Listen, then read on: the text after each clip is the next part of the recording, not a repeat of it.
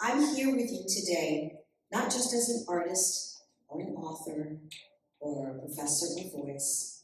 I'm here as someone who has lived a story of brokenness, of healing, redemption, remission, and purpose.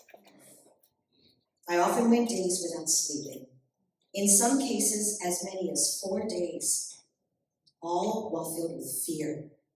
I didn't know it early on, but I was beginning a long and painful journey with bipolar disorder.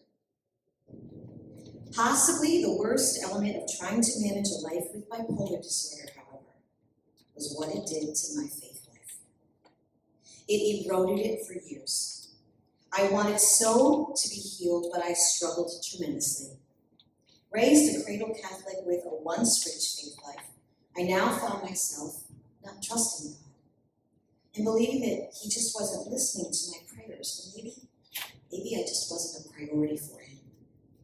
I was in the midst of the darkest time in my life. I had to leave a music teaching job that I loved to go into treatment. I had no idea how I would pay my rent with no job and no ability to work. I had only modest monthly disability checks that I could not live entirely on. I still needed to work. And my health was not looking like it would improve anytime soon. My disease and my incessant desire for a career eclipsed my faith life, one that I'd nearly forgotten. I sobbed as I drifted in and out of sleep, completely giving up, surrendering like I had never surrendered before. And what else could I do? Everything had been taken from me. I could not function professionally, mentally, emotionally, and worst of all, spiritually. And that's when something miraculous happened. This is where the story turns. Because God is often closest when we feel the farthest away from Him. As Psalm 34 verse 18 says, "The Lord is close to the brokenhearted and saves those who are crushed in spirit." And I was truly crushed in spirit. So one quiet moment, I sat completely alone, feeling defeated. The weight of illness, shame, and confusion, it all sat on me at once. I was laying in bed, half in and half out of sleep, and crying profusely.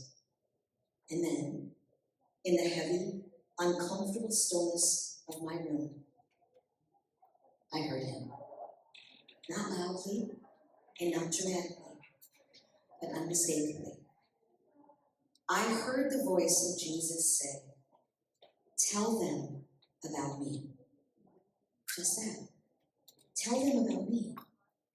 Of all the things Jesus could have said in that moment, but He was gentle. He was patient. It was clear in that moment that everything would shift. It wasn't just a command. It was a rescue. It was purpose. It was power. I believe, yes, I believe. I fall down before you on bended knee. Every breath I breathe for you. Put my faith in you alone. Oh,